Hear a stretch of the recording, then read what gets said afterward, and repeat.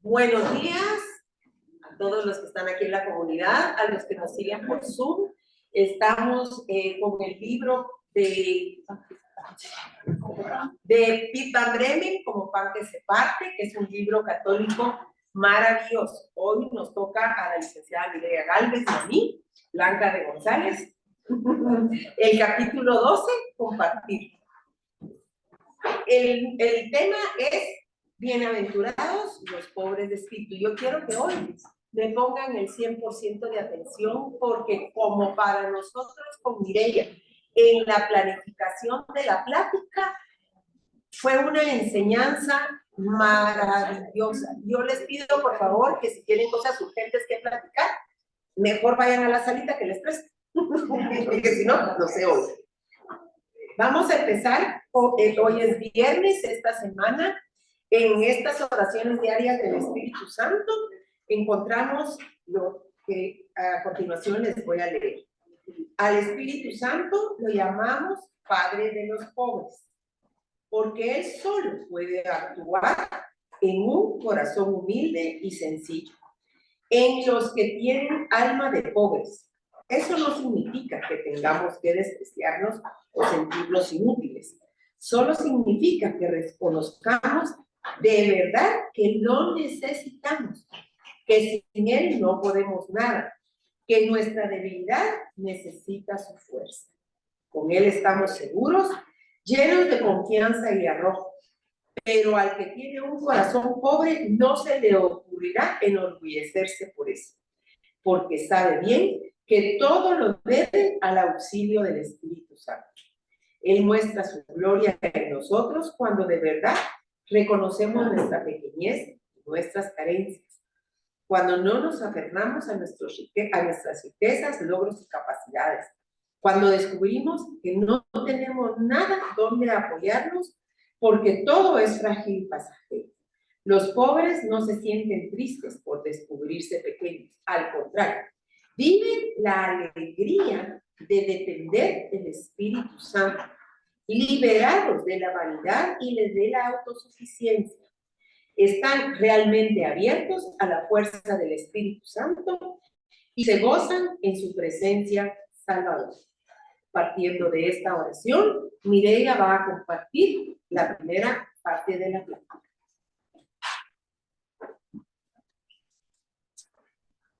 Buenos días para todos y para las que están en Zoom también. Ustedes se recordarán cuando Jesús subió al monte y tuvo el discurso donde nos enseñó las bienaventuranzas, ¿verdad? La primera de ellas fue: dichosos los pobres de espíritu, porque de ellos es el reino de los cielos. Y en otras versiones también dice dichosos, alegres. Hay diferentes palabras, ¿verdad? Pero, ¿cómo? Bienaventurados, porque está diciendo él que es como lo máximo, ¿verdad? Los pobres de espíritu. Ahora, el hombre feliz dice que es el pobre de espíritu. Actualmente hemos visto los cambios que ha tenido la industria, el comercio. Hemos visto, por ejemplo, cómo antes la producción se hacía en base a la necesidad de la persona. Hoy en día es al contrario. Por ejemplo, en este libro nos pone el caso del panadero. ¿Por qué se hacía pan? Porque la gente necesitaba pan. Y pues ni modo, lo compraba y se acabó. Hoy en día se ha como especializado, digamos, la industria en crear nuevas ideas, ya no para satisfacer una necesidad, sino para que la persona gaste, ¿verdad? Para que la persona gaste. Y entonces se han creado como dependencias, ¿verdad? Que han hecho, pues, que la gente se ha dejado de lado lo que es verdaderamente la necesidad y los valores, lo que realmente necesita el hombre para dejarlo en base nada más a ese pensamiento de que yo quiero esto, que ya salió el otro, que yo lo quiero, y mi preocupación y toda mi, digamos, mi mente y todo está funcionando en que quiero tener ese dinero para comprar aquello. Y entonces eso lo que ha hecho es que nos ha desvalorizado, ¿verdad? Nos ha quitado realmente la verdadera dependencia que nosotros debemos de tener del Señor. Hemos perdido valores, ya nadie busca que esto, por ejemplo, que las relaciones entre familias, que la paz, no, todo viene en un actuar en base a lo que queremos tener. Ahora, ¿esto por qué es? Porque dice que el problema en sí es la falta de pobreza. Porque nos hace, gracias, eso es lo que nos hace infelices, el querer realmente tener más y más y más, ¿verdad? Y provoca tensiones. Ahora, lo urgente es una renovación en la pobreza. Por su propia naturaleza, dice que la pobreza implica una renovación constante y sin ello un continuo esfuerzo de desprendimiento. Esta sociedad que realmente tenemos de todo para todo, ¿verdad? Como que tenemos, no es que lo dejemos de usar, pero que ya no lo tengamos nosotros, ya no estemos aferrados a eso, irnos desprendiendo de todas estas cosas. Si no, dice que va a llegar un tiempo, y creo que ya lo estamos viviendo, en que todos estamos esclavizados. Nos hemos vuelto nosotros con un deseo de posesión tan grande que lo único que va interesando es eso y nos ha esclavizado. Ya no nos hace libres. Entre más nos aferremos a algo, menos libres vamos a ser. Entonces, aquí precisamente dice que es donde debemos de buscar el núcleo de la pobreza energética. El aspecto material de la pobreza no es lo principal para el espíritu, pero tampoco debemos de dejarlo de tener en cuenta. Vamos a ver ahora la evolución en el concepto de pobreza. Antiguamente, ustedes se recordarán cuando hemos leído el Antiguo Testamento, la riqueza era una bendición, una constante bendición de Dios. Y la pobreza, lo contrario, era una maldición. Ustedes se recuerdan, por ejemplo, cómo nos habla, digamos, de Abraham, cómo tenía de posesiones, era un hombre bendecido de Dios, ¿verdad? Pero los pobres, ellos estaban en el otro extremo, porque se miraba el pecado o qué era por lo que esas personas eran pobres, eran como despreciadas, porque la idea central era la bendición sobre el que tenía bienes. Ahora, hay dos caminos en la pobreza. El primero es el pobre, amargado, triste, desesperado, cínico, codicioso. Y la segunda son los que confían su causa a Yahvé de una manera especial. O sea, el contrario de los primeros. Sus necesidades materiales les proporcionan un profundo sentido de mayor necesidad de Dios. Dependen de Dios por completo. Este segundo grupo son los llamados Anahuim, que son los pobres de Yahvé. Vamos a leer en el Salmo 73, ahí describe quiénes son los pobres, ahí da una imagen de esto. Gracias, Clarita. ¿Desde el 1? Sí, sí. Qué bueno es Dios con Israel, con los de limpio corazón. Un poco más y yo hubiera caído. Mis pies casi resbalaron, pues tuve envidia al ver cómo prosperan los orgullosos y malvados. A ellos no les preocupa la muerte, pues están llenos de salud. No han sufrido las penas humanas, ni han estado en apuros como los demás. Por eso el orgullo es su collar y la violencia su vestido. Están tan gordos que los ojos se les saltan, y son demasiadas sus malas intenciones. Con burla, orgullo y descaro amenazan hacer maldad y violencia. Atacan al cielo con sus labios y recorren la tierra con su lengua. Por eso la gente los alaba y no encuentra ninguna falta en ellos. Preguntan, ¿acaso Dios va a saberlo? ¿Acaso se dará cuenta el Altísimo? Miren a esos malvados con toda tranquilidad, aumentan sus riquezas.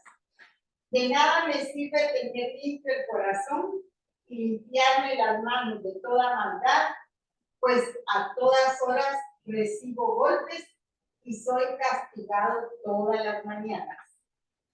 Si yo hubiera pensado como ellos, habría traicionado a tus hijos. Traté de comprender esto, pero me fue muy difícil. Solo cuando entré en el santuario de Dios, comprendí a dónde van ellos a parar. Los ha puesto en lugar resbaladizo y los empujas a la ruina. En un momento quedarán destruidos. El miedo acabará con ellos. Cuando tú, Señor, te levantes, como cuando uno despierta de un sueño, despreciarás su falsa apariencia. Yo estuve lleno de amargura y en mi corazón sentía dolor, porque era un necio que no entendía. Era ante ti igual que una bestia. Sin embargo, siempre he estado contigo. Me has tomado de la mano derecha, me has dirigido con tus consejos y al final me recibirás con honores. ¿A quién tengo en el cielo? Solo a ti. Estando contigo, nada quiero en la tierra. Todo mi ser se consume, pero Dios es mi herencia eterna y el que sostiene mi corazón. Los que se alejen de ti, destruirás al que no te sea fiel, pero yo me acercaré a Dios, pues para mí eso es lo mejor. Tú, Señor y Dios, eres mi refugio y he de proclamar todo lo que has hecho.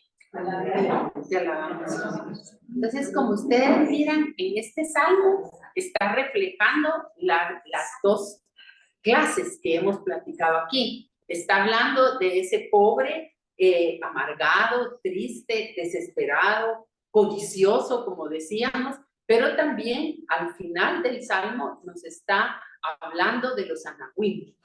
Ellos eran la puerta abierta, dice, a través de la cual el amor y la bendición llegaban al pueblo de Israel.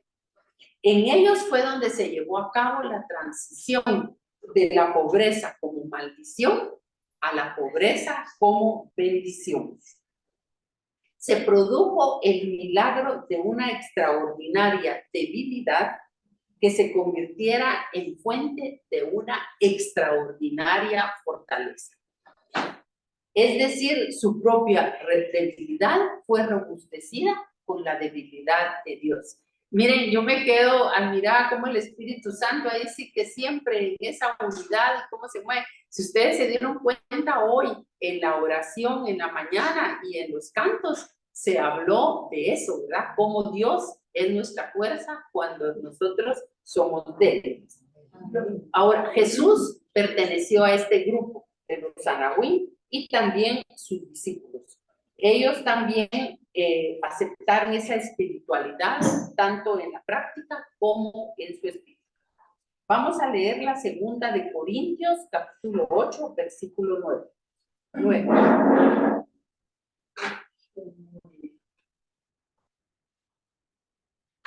porque ya saben ustedes que nuestro Señor Jesucristo, en su bondad, siendo rico, se hizo pobre por causa de ustedes, para que por su pobreza fueran ustedes enriquecidos. Palabra de Dios. El concepto bíblico de pobreza está relacionado, pero no puede ser equiparado con la pobreza socioeconómica. Significa mucho más que la carencia de bienes materiales o de estatus. Es un ideal positivo cuyo núcleo está formado por una especial atención a Dios.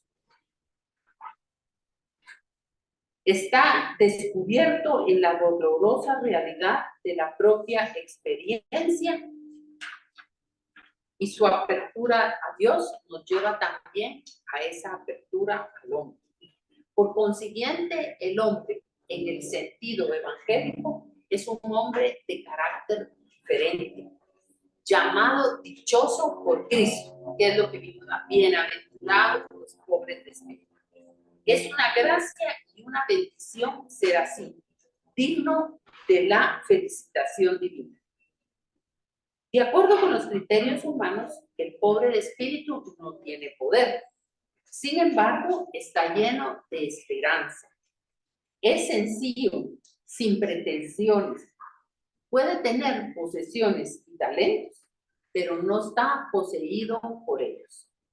No tiene mentalidad de posesión, ni vive engañado y pensando que una persona es más o que vale más en cuanto más tiene. Miremos la primera carta a Timoteo, capítulo 6, versículo 17.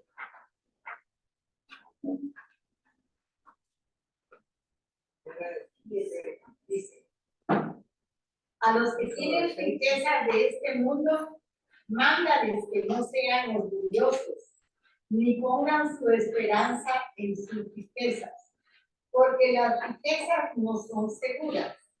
Antes bien, que pongan su esperanza en Dios, el cual nos da todas las cosas con abundancia y para nuestro provecho. ¿Leo el 18 también? No, ya no. Gracias, Clarita. Palabra de Dios. El hombre que es pobre de espíritu también se aproxima al prójimo con un corazón abierto. Está dispuesto a compartir la angustia, la frustración, la pena, las limitaciones, hasta la culpa del otro. Pero el pobre de espíritu tiene una mente receptiva y un corazón hospitalario. Respeta los sufrimientos de los demás y nunca siente tampoco la tentación de pensar que él puede remediar, ¿verdad? Sino que lo comparte con el otro, pero en su medida, nada más, ¿verdad? En el apoyo que le tiene que dar a la otra persona. No es una persona escrupulosamente ahorrativa, sino es sensible a las necesidades de los demás. Esto está en primera carta de San Juan, capítulo 3, versículo 17. ¿Lo leo? Por favor, Ángel. Pues si uno es rico y ve que su hermano necesita ayuda, pero no se la da, ¿cómo puede tener amor de Dios en su corazón? Hijitos míos, que nuestro amor no sea solamente de palabra, sino que se demuestre con hechos. Te alabamos, Señor. Entonces, él sabe que él no va a cambiar el mundo o sus necesidades. Él es un don que recibió, pero tampoco por eso está impaciente.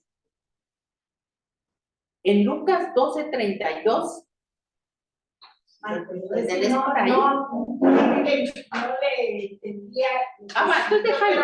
Ahorita te lo dice. 32. 32. Sí.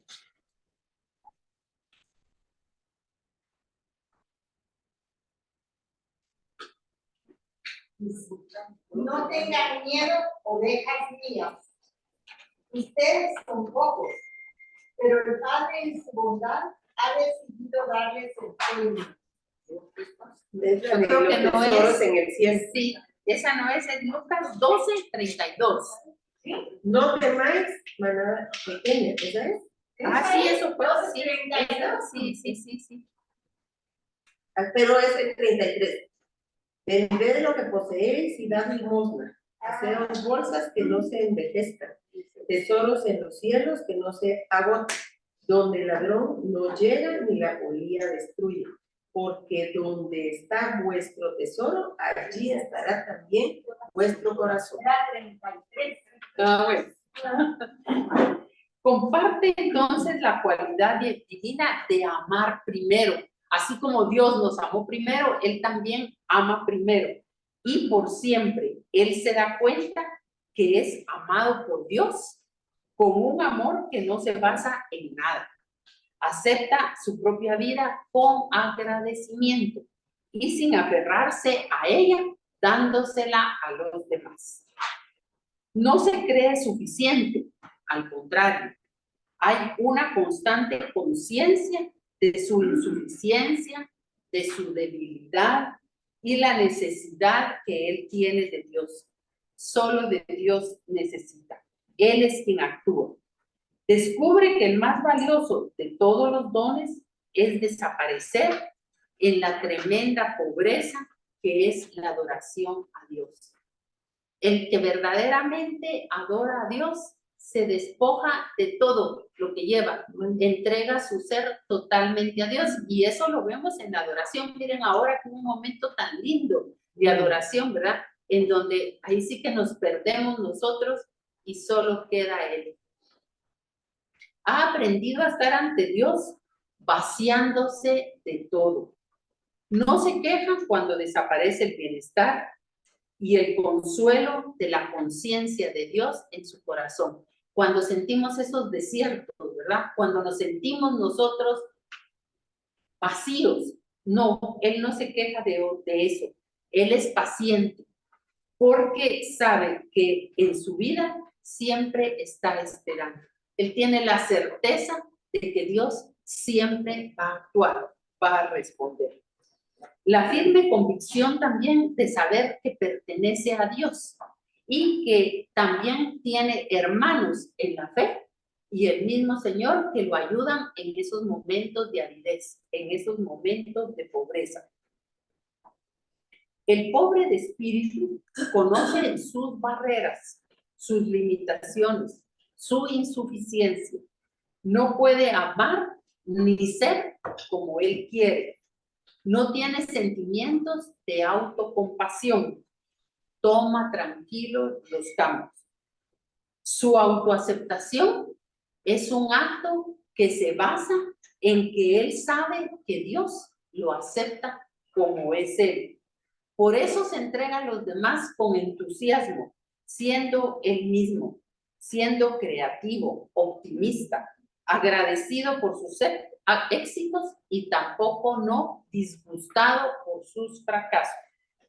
El pobre de espíritu es una persona que se siente contenta, feliz, radiante. Esta pobreza bíblica es un ideal, no es realista. Para el hombre es imposible, mas no para Dios. Leámoslo en Mateo 19:26. Clarita, por favor. Perdón, Mireya, te voy a leer un poquito antes para que Va. Dice Mateo 19:23. 26. Bueno, tú vas a leer desde el 26. Jesús dijo entonces a sus discípulos: les aseguro que difícilmente entrará un rico en el reino de Dios. Les repito que es más fácil para un camello pasar por el ojo de una aguja que para un rico entrar en el reino de Dios. Al oírlo, sus discípulos se asombraron más aún y decían: entonces, ¿quién podrá salvarse? Jesús los miró y les contestó: para los hombres esto es imposible, pero no para Dios. Amén. Entonces, para terminar, vemos pues que la pobreza espiritual radica en no estar aferrado a nada en este mundo, sino tener toda nuestra riqueza en la respuesta, en la bondad, en la comunión con nuestro Señor. Y ahora Blanca nos va a hablar de la pobre de espíritu por excelencia. Adivinen de quién. Pero quiero empezar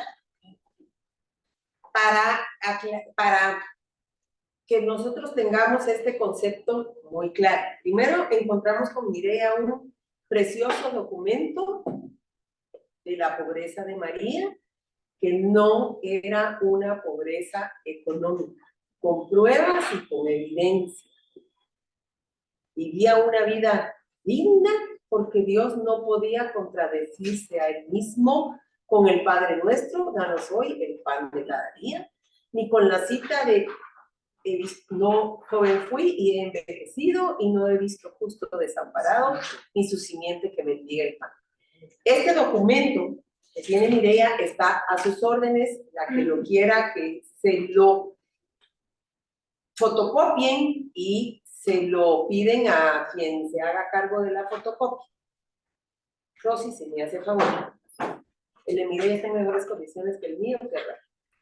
Y entonces ahí le explica paso por paso cómo yo pienso que es la falta de entrar y profundizar en la escritura. Hemos puesto a la elegida por excelencia de Dios en una posición que la minimiza, no la engrandece.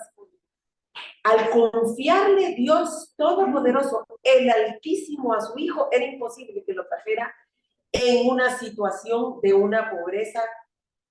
No va con un Dios creador de todo. Tenían una vida digna, tenían una vida donde no les faltaba nada. Ahí está la evidencia bíblica. Y confundimos eso con la pobreza de espíritu, que al final es la riqueza más grande que existe. María fue pobre de espíritu libremente porque sabía que a medida que ella aceptara esta pobreza que vamos a ir viendo, el Señor la engrandecía. Como dice el libro de Filipenses, y su hijo, por lo tanto, porque tu hijo, tu espejo. El libro de Filipenses en el capítulo 2, ¿qué nos dice? Que él viviendo, voy a parafrasear, en el cielo, siendo Dios Todopoderoso, teniendo todo, decidió libremente hacerse humano, venir a vivir como nosotros, que la humillación fuera hasta la muerte de cruz, pero Dios le dio el nombre que está sobre todo otro nombre ante el cual se dobla toda rodilla en el cielo, en la tierra y en todo lugar. ¿Qué quiere decir esto? Aquí, ahora, allá y entonces. Que cuando yo con el entendimiento y la inteligencia espiritual puedo meter en mi sistema, que a medida que yo confío más en el Señor va a ser mi riqueza, y dice la palabra de Dios claramente en el Evangelio según San Mateo, en el capítulo 6 y versículo 33, busca primero el reino de Dios y su justicia, y todo te vendrá por añadidura. ¿Por qué? Porque mi riqueza está en el dueño de todo. Yo quiero que quede claro que no es una pobreza social, porque si eso fuera, todos seríamos pobres y ¿quién ayuda a quién? El Señor viene a que nosotros, los que de una u otra manera podemos, ayudemos y seamos parte de que el que sea pobre encuentre a un Dios misericordioso, poderoso y proveedor. Esta comunidad, cuando lleva la ayuda física al hospital, a la escuelita, a donde el padre Jaramillo, al Cambrai, vamos con dos cosas. Con la ayuda espiritual, Dios te ama y quiere una vida, y una vida en abundancia para ti, y junto con llevarles el pan. Una cosa no se desliga de la otra. No puede haber un cristiano que viva en una pobreza absoluta porque así entendió el Evangelio, sino necesitamos levantarnos, que Dios nos provea, entendiendo que el que tiene para dar testimonio de un Dios maravilloso, pero también para compartir. Es una rueda, se llama revolvente. Lo que usted da, usted recibe. Y la palabra de Dios dice que la Santa Virgen María dependía completamente, miren qué cosa más hermosa. Miren, yo aprendimos con esto, porque todo esto lo vamos desarrollando junto con ustedes, ¿verdad? Tenía una dependencia de dos cosas maravillosas, fíjense, de su hijo y de su hijo como Dios. Eso es una cosa preciosa. ¿Por qué? Porque ella sabía que tenía que tener los pies en la tierra. Y los pies en la tierra significa tener para comer, tener para dar, tener para ayudar. Y en su Hijo Dios, porque sabía que la provisión y la riqueza que necesitaban en su misión venía de Dios. Y nosotros, ¿cómo vivimos? Como vimos en Semana Santa en la cruz. El palo, ¿no se llama palo? El madero vertical, perdón, es poner sus pies en la tierra. Ese es el único que tiene fin y que tiene medida, el que está puesto en la tierra y no tiene medida hacia arriba porque es la grandeza y la maravilla de Dios. Entonces, esa pobreza es que en mi corazón no haya dependencia más que de Dios, porque de Él viene y agradezco todo lo que Él tiene. La Santa Virgen María, hoy que celebramos el Día de María Auxiliadora en esta advocación, vamos a ver cómo ella nos da el ejemplo de ese vivir dependiendo de Dios, pero saber que nuestra provisión está garantizada. Joven fui, repito, y he envejecido, y no he visto justo desamparado, ni su simiente que mendigue el pan. El problema empieza, como nos enseña el Evangelio, que viene el joven rico y le dice, yo ya cumplí, oye, deja lo que tienes y sígueme. Ah, no, ahí estaba él con su corazón puesto en la riqueza. Y como leía Mireita y como nos explicaba, esto es lo que vivimos ahora. El tener es el que nos hace ser. Y el día que no tengo, ya no soy. No, si Dios nos hizo para ser en Él, no en lo que tenemos. Y bendito Dios por lo que sí tenemos, pero eso no me define. Me define que yo soy lo que Dios dice que soy, su hija amada y bendecida, que estoy bien hecha y que soy capaz de Dios. Eso me define, no mis posesiones. ¿Y por qué me define lo otro? Porque soy capaz de dar y de replicar y de multiplicar ese reino de Dios. Y ustedes no han visto un reino pobre. Los reinos son ricos. ¿Para qué? Para gobernar y ayudar a todos los que están ahí. ¿A dónde vamos con esto? A saber que en mi debilidad, cuando yo abro mi corazón, cuando mi corazón va en un camino de humildad, el Señor Todopoderoso es mi riqueza más grande, la perla preciosa por lo que yo soy capaz de dejar todo. Y aquí viene el dejar todo como los discípulos, ¿verdad? Ellos dejaron lo que tenían para poderlo seguir a Él. ¿Y qué fueron? Exaltados para ser los que nos enseñaran al Señor Jesús. Entonces, vamos a leer que el don de Dios, ¿cuál es? El Santo Espíritu de Dios. Todo lo que Mireia y hoy hablamos solo se logra con la llenura, la plenitud del Espíritu Santo.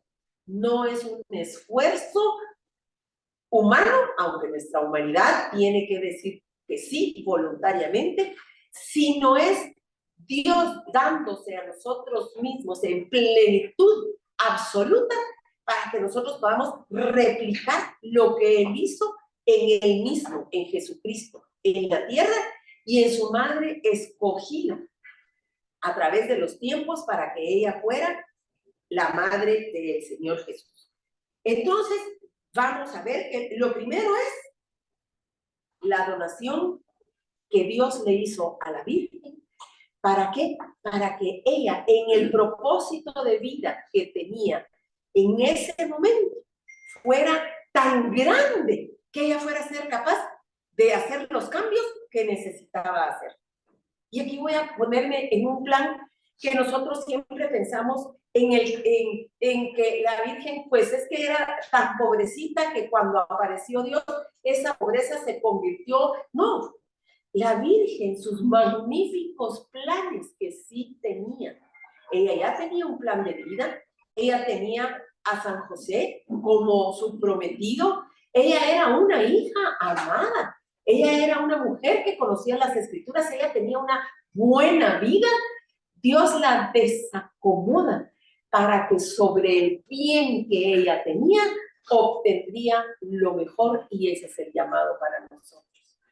Nosotros podemos tener planes buenos, que qué bueno, porque Dios siempre bendice. Podremos tener, ¿qué les puedo decir? Los propósitos en nuestra vida, que usted dijo, esto es lo que voy a hacer, a esto me voy a dedicar. Y de repente viene Dios y trastoca su vida. Y le dice, sí, todo lo que te he dado es bueno y ha servido para un fin y un propósito, aún las dificultades. Pero yo planes de bien y un futuro de esperanza tengo para ti. Cuando nosotros le entregamos lo que somos, tenemos, pensamos, hacemos y poseemos, siempre va a ser darle nuestro bien, que de todos modos viene de Él, por el bien mayor que es Él mismo. Y esta plenitud de los tiempos lo abre la Virgen María. Ella es quien nos abre a esa plenitud. Y como no nos va a dar tiempo, la semana entrante vamos a tener el paréntesis de la clase que va a dar Carmencita de Abril y Cris de Tejada. Y esta la vamos, a continuar la siguiente semana, porque yo sí quiero que nos la llevemos escrita en su papel y en nuestro corazón. Todo esto que yo les platico se resume y está en el Evangelio según San Lucas, en el capítulo 1 y en el capítulo 2, que es cuando el Espíritu Santo se le revela a la Virgen María como la elegida para un propósito mucho más grande del que ella tenía pensado. Y aquí quiero que me pongan atención, porque esto es maravilloso. La Virgen estuvo en un tiempo y en un espacio y en un lugar muy específico. ¿Sí? Fue mamá de Jesús en ese lugar, dijo que sí, y ahí nació el Señor Jesús. Pero ¿de dónde viene la grandeza de su trascendencia? En el sí al Espíritu Santo, que es que a través de la vida hace presente lo que allá y entonces sucedió. Y que trasciende a través de esos apóstoles, de San Pablo, trasciende a través de todas las cartas, evangelios de la Biblia. ¿Por qué? Porque lo que aquí pasó, aquí se continuó por el poder del Espíritu Santo. Y se continúa aquí cuando nosotros decimos, sí, Señor, en este espacio, en este tiempo donde yo esté, con lo que yo tenga, pueda y haga, también voy a permitirte, porque ella se lo permitió libremente, que me uses para que esta buena noticia de la riqueza de un Dios todopoderoso siga en el tiempo sin morir. Y la Iglesia, llena del Espíritu Santo y madre de los católicos, 2024 años, sigue haciendo presente esa pobreza que se vuelve riqueza. ¿Por qué? Porque encontramos a quien hoy alabamos, al Dios altísimo, al grande, al fuerte, al poderoso, al maravilloso, al milagroso, al Señor fiel, justo, verdadero, el que hace todo lo bueno, que todo lo hace perfecto, que nos reconcilia con Él, que viene y nos compra con su propia vida, que nos ofrece esa vida en abundancia, que nos enseña que lo que nos empobrece es el enemigo que dice que viene a robar, a matar y a destruir, pero Él viene a abrirnos una nueva oportunidad. Y esa nueva oportunidad es la plenitud del Espíritu Santo que nos revela las Escrituras en nuestras vidas, con el que podemos caminar en el camino, la verdad y la vida. ¿Y cómo conocemos eso? Vamos a seguir la vida de la Virgen en este espacio que estamos hablando de la pobreza de espíritu. Cuando ella da ese sí libremente, le dice, Señor, fíjense, todo lo que pasa en este momento de el sí, a tu manera va a ser mejor que a la mía. ¿Y qué pasa? Se arriesga, ¿sí? Se arriesga a la renuncia de ella misma, como dice San Pablo, que mengue yo, pero que crezcas.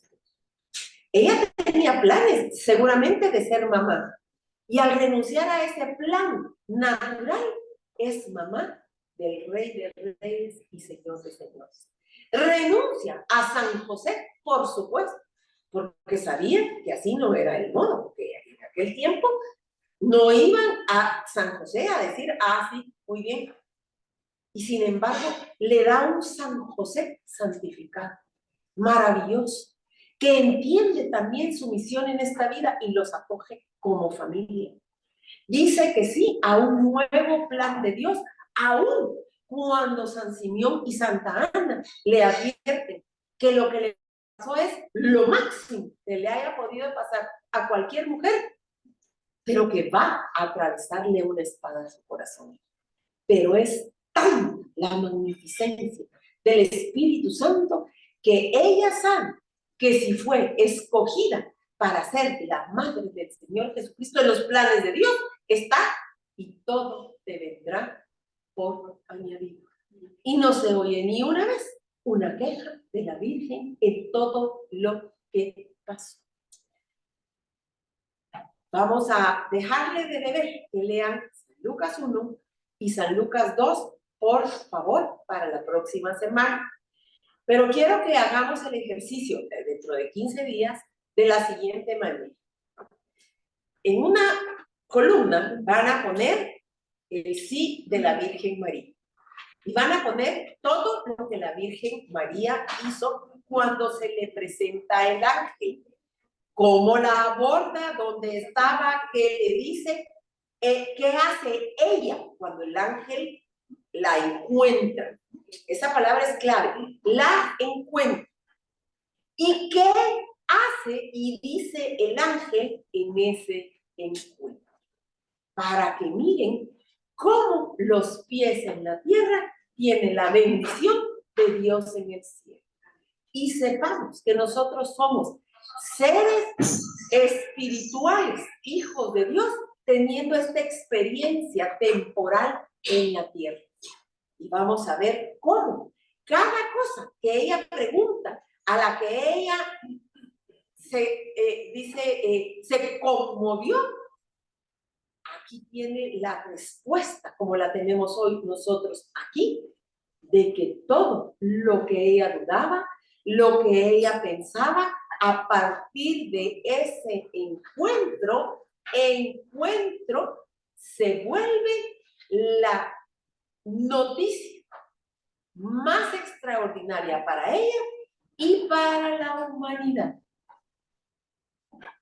Pero el título de esto que les estoy pidiendo, por favor póngale el encuentro, porque es exactamente lo que Dios hace con nosotros, para que este cambio en nosotros se dé, esta transformación, esta conversión se dé cuando ese encuentro en nosotros todos los días nos asegure que a más pobreza de espíritu nuestra, ¿qué quiere decir?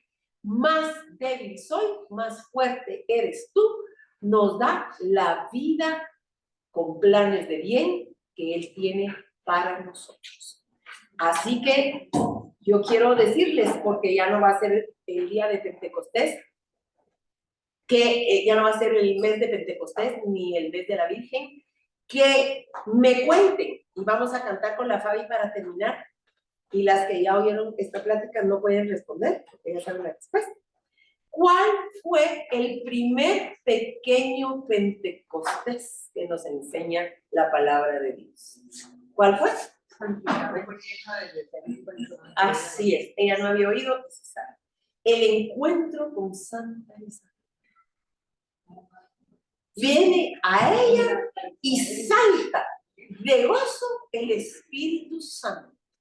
Y ella tiene tal encuentro con esa grandeza de la que María era portadora, que dice, ¿qué he hecho yo para que la madre de mi Señor venga a mí?